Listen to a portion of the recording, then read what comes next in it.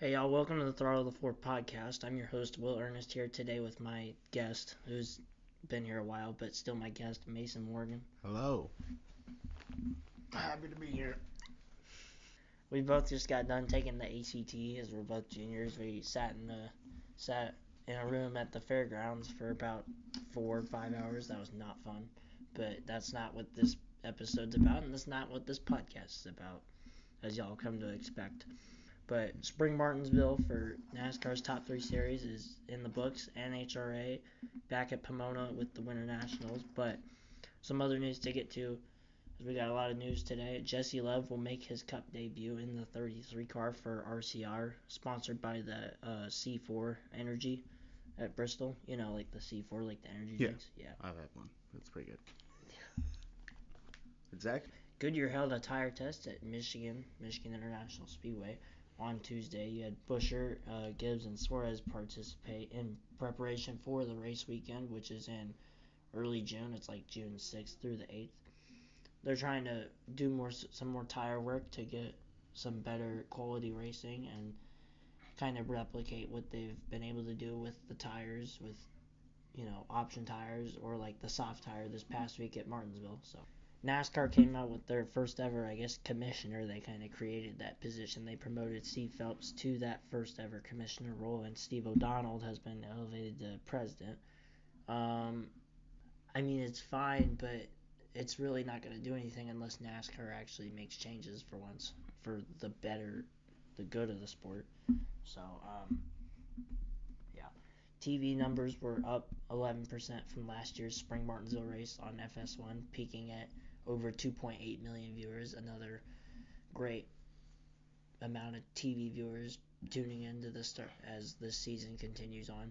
And the CW once again got over 1 million viewers, which is the first time that there's been over 1 million viewers on for each of the first 7 Xfinity races since I think it was 2017 is what I saw. Our picks this week, through the first 7 races, after Mason's 3 straight runs with Bell, after I cut him off, Evan. No, bartender, I can handle more. All right. I can handle more Bell crushes.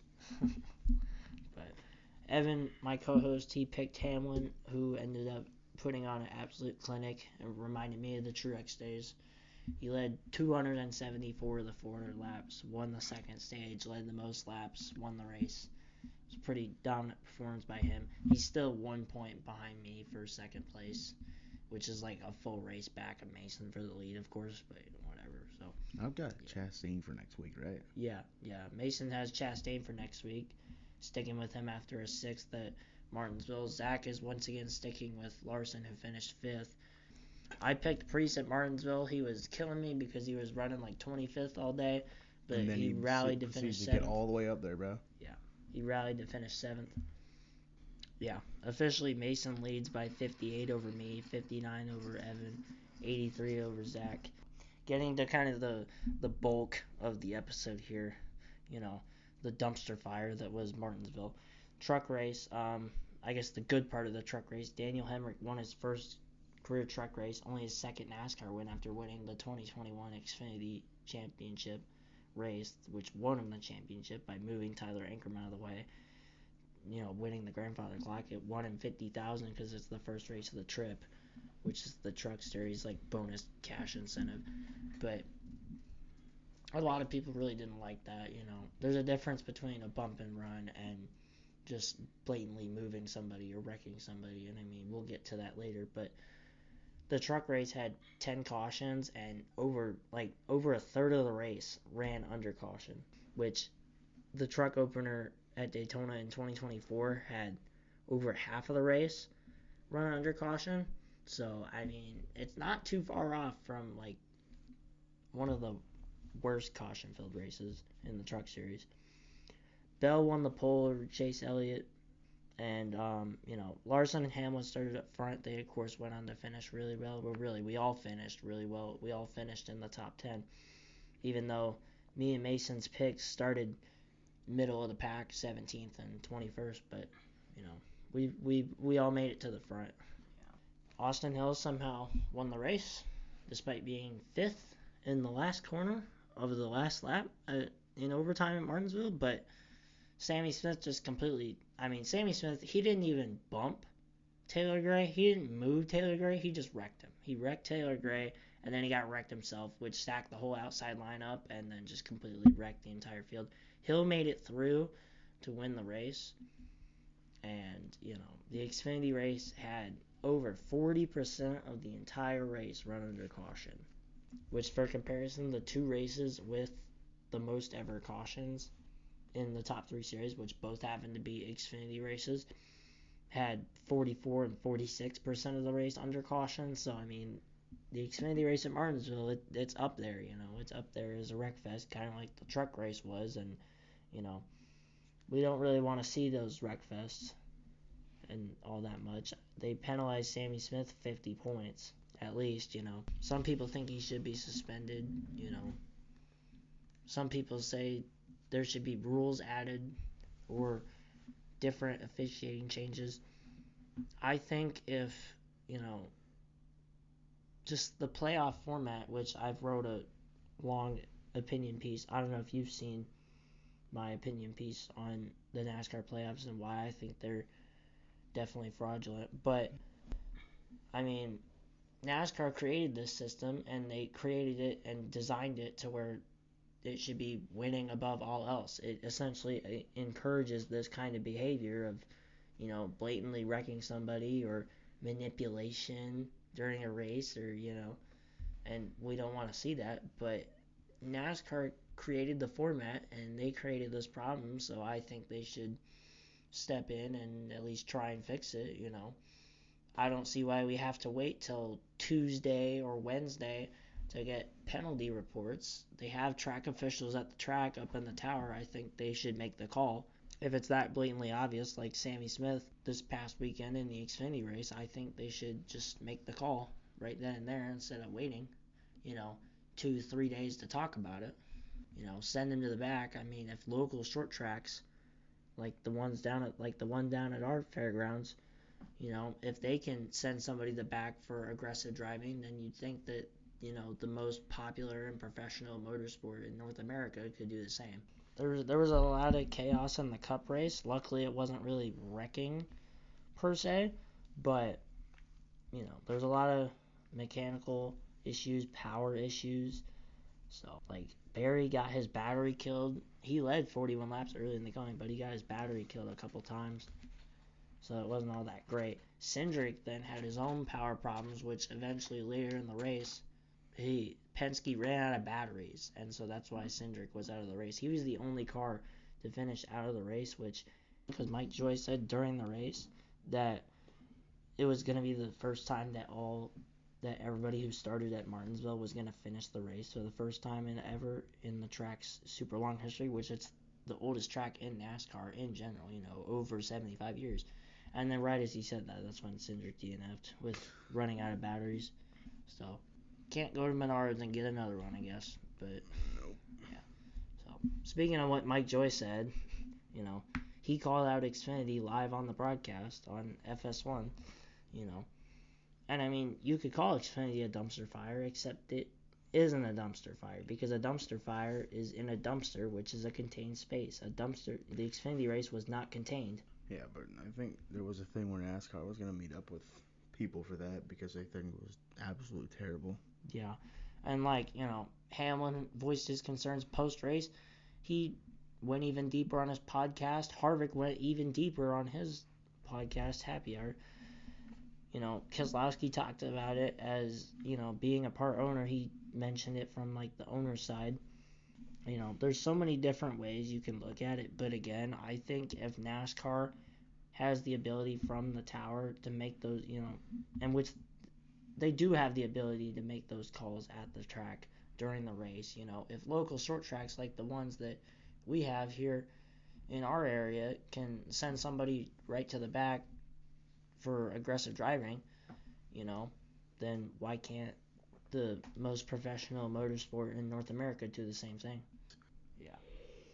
Going back to Hamlin, it's his 55th career win, which ties him with Rusty Wallace for 11th all time, which is ironic because Rusty's last win was at Martinsville in 2004. So, but it's Hamlin's 6th win at Martinsville, although it's his first in a decade since 2015 in just Progressive's second race, Going back to what Evan said last week, it's like nobody likes watching the Progressive car pushing P, but whatever. I mean, that's what it's doing. But it's kind of funny because it was a Triple H sweep at Martinsville with Hemrick winning the truck race and Hill winning the Xfinity race and Hamlin winning the Cup race. The nice part is with Priest is that even though he managed to come back after being like 25th all day till the last run, it's the first time he's ever finished top 10 in 3 straight races in his career. And the only reason it wasn't 4 straight because of Phoenix, he finished 15th, is because in the last stage he was on the prime tires instead of those option tires. And Hamlin leading 274 laps, it's the most laps he's ever led in a Cup win. But the funny part is, it's the most laps he's ever led in the race since 2021 Spring Martinsville. And, that's when Truex took the win away from him with less than 20 laps left. So, and also Eric Jones, he got disqualified after finishing 24th because he failed to meet minimum weight. And I feel like there's a lot of disqualifications. I mean, not recently, but we've had this next gen car now. This is the 4th year of it, and you'd think you'd be able to figure it out, but I guess Is he gonna not. get the reverse Briscoe treatment? No, Legacy Motor Club decided they're not even gonna appeal. But moving into something that Mason knows even less about. Oh boy, I can't wait. Yep. The NHRA Winternationals. So, and really kind of the big talk coming into this weekend with the NHRA Winternationals at Pomona in California is, do you run the mud flaps or not? Which are basically like, they kind of like stick out. They're not like the mud flaps that you'll have on your semi. They like stick out, that they're used to decrease downforce. But, and they've been allowed to experiment with, Arizona last week, Pomona, and then the next 2 races, which is the 4 wide races at Las Vegas and Charlotte. But it seems like really the only benefit so far is that it makes the tires cooler on the top end near the start-finish line where they get, or near the finish line where they get timed and scored. I don't know what your take is on it, whether they should run it or not. I mean, it makes the tires cooler, but it doesn't seem like they have really much of benefit. I don't really know. They kind of just look like a giant billboard. Well, I don't really know, because that's all about grip, isn't it? Yeah, the more, if you don't have grip, then you're going to cause it to go sideways and hit the wall or cross the lane or, have all the tires shake. And so you won't be able to go as fast. Well, they call them mud flaps because they kind of look like it, but it like sticks out to the side basically. Well, doesn't that just screw up the aerodynamics? Well, they used to be used to increase downforce, but now they're being used for the opposite, for whatever reason. But it seems like all they really do is just cool the tires, but they still have a couple more races to experiment with it. But yeah, but they had the Top Fuel All-Star call-out on Friday. Doug Kalita won that race, but then he lost to Sean Langdon, who won Arizona in the Top Fuel Too Fast, Too Tasty, just like in Phoenix. Jack Beckman won it over Arizona winner Paul Lee, and Matt Hartford won the same challenge over Greg Anderson, who also had that wild win in Phoenix last week. But what I thought was really interesting was Funny Car had 15 out of their 16 qualifiers have 3-second runs or sub 4-second runs, which they almost had the perfect 3-second field, but they got stuck with 15 out of 16, which the only other time that happened was the U.S. Nationals in 2019. So it would have been another nice step in NHRA history, kind of like how Austin Prock crossed the 340-mile-an-hour barrier last year at Pomona, last fall in the finale. Tony Stewart almost had his first Top Fuel win. I did not know that. Yeah. But Clay Millican stopped him because he won that round, even though he almost blew up near the start-finish. He won the U.S. Nationals last year, which was one of the first NHRA races I actually tuned into on television. But Jack Beckman scored John Force Racing's 300 Funny Car win, which is significant, after the fact that, John Force had that brutal crash last year in Virginia. So, and then Greg Anderson stopped Dallas Glenn once again in Pro Stock for the second straight week after he did it last week at Arizona, but it was more standard this time. Actually, he set a new track record at 6.476 seconds at 210.9 miles an hour, which for NHRA doesn't seem that fast, but it's not a nitro class. It's pro stock, which looks a little more almost stock car looking like to us NASCAR fans. But so, anyways, looking ahead to next week at Darlington, all we got is Xfinity and Cup. That's it. No NHRA and no IndyCar until the following weekend. April 11th through the 13th. So, and Austin Hill makes his first start this year in the 33 car for RCR. You're sticking with Chastain. Yep. I don't really see why I really need to change. I mean, you said that with Bell, and then he won. Yeah, exactly. Yeah. Well, you forced me to change. Yep. I cut you off. It worked. Kind of. Well, I'm still winning. Whatever. So, it didn't really work too well for you now, did it, buddy? The Cup cars have some decent throwback schemes. I mean, Larson's throwback scheme is really good. It looks like Terry Labonte's Tony the Tiger car.